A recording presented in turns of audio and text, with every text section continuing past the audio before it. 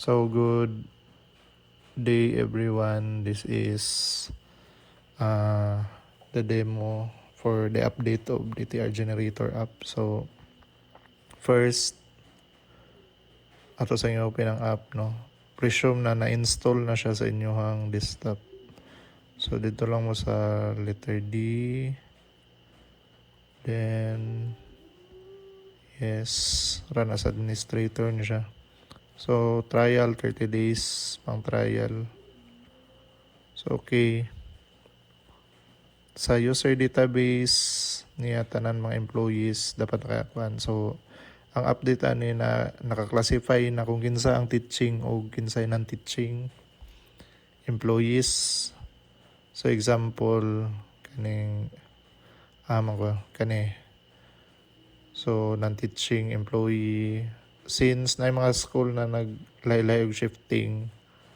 So pwede og kanang ma-customize na to ang atong schedule. So para mag-customize sa schedule diri lang sa manage schedule. So okay, na diri ang schedule. Try na to og kuan.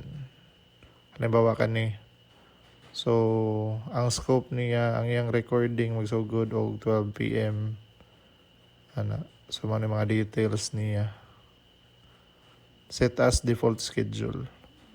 So example og natay mga kuan, natay mga employees na lahi lang shifting. Example sa kumpre. So okay, set lang po nato kung kano sila mag-in dapat.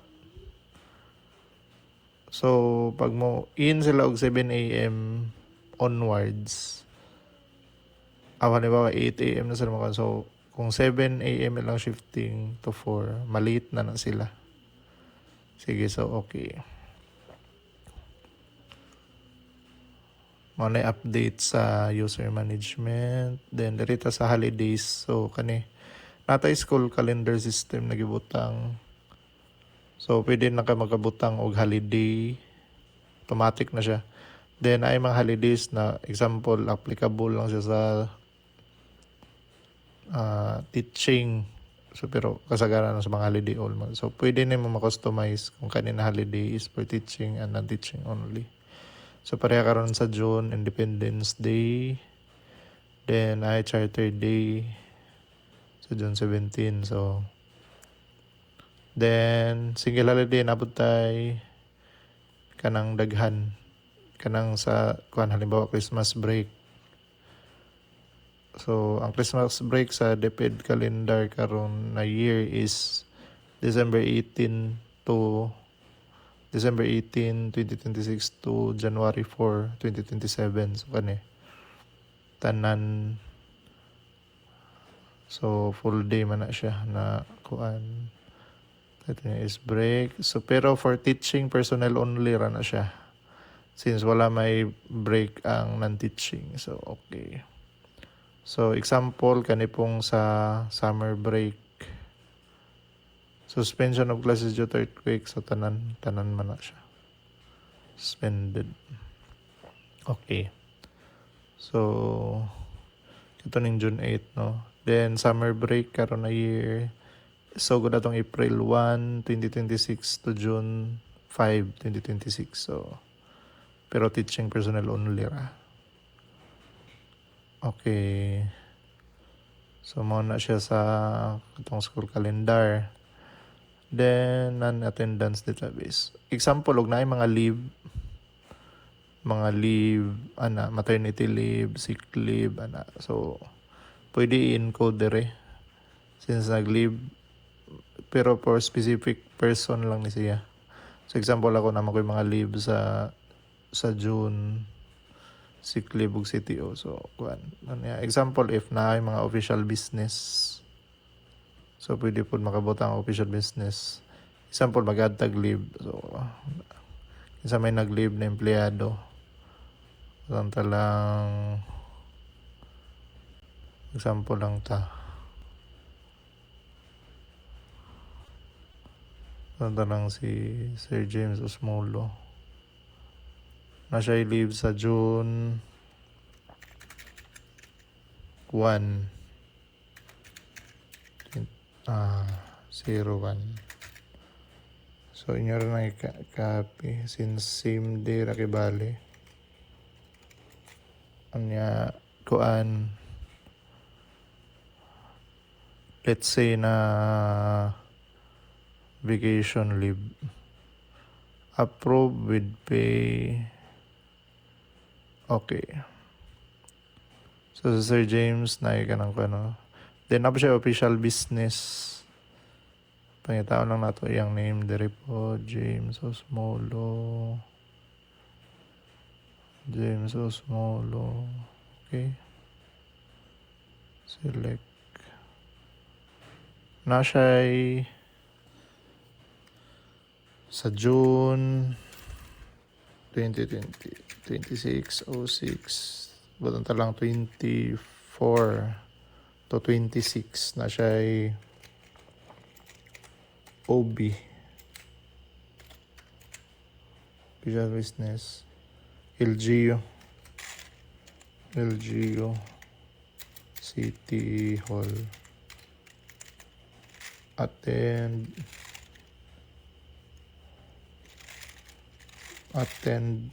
participate in project atop.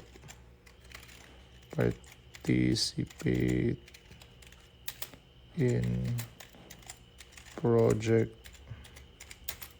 atop.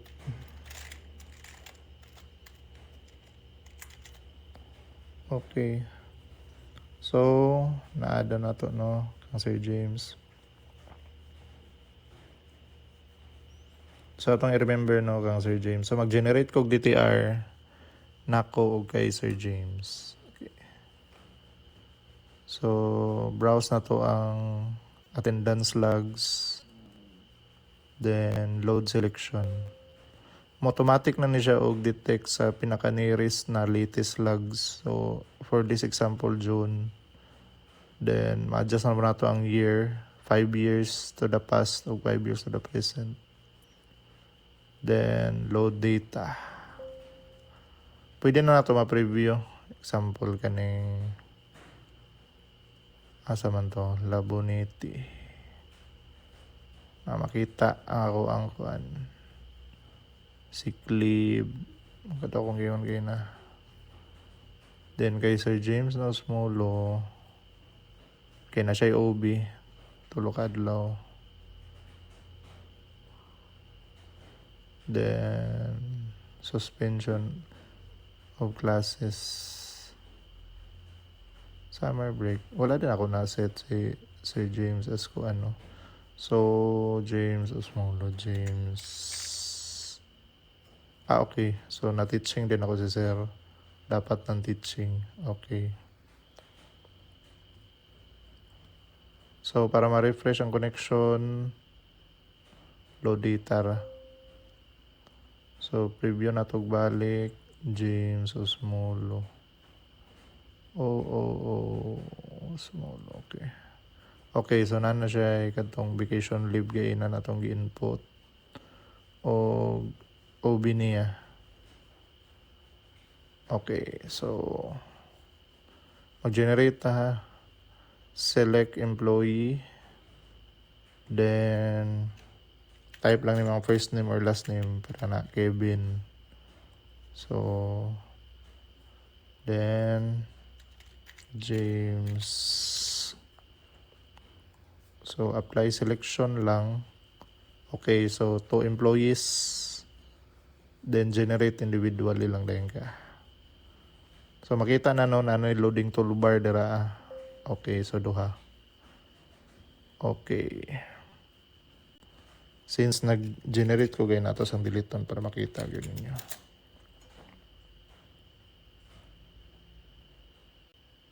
Okay. So mag-generate bago generate individually lang ta. Balik. Okay, so example sa ako Labonete na anay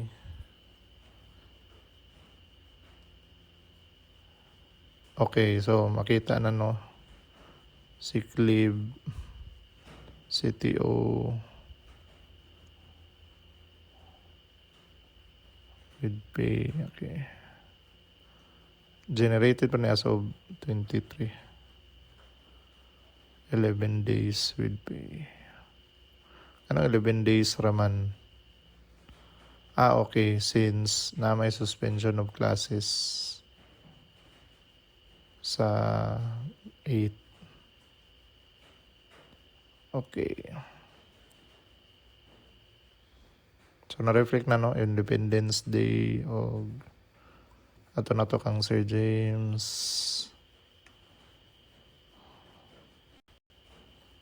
Okay, so June 1 katong vacation leave niya. Makonect na po siya. Leave with pay. Then, ang iyahang official business. Okay.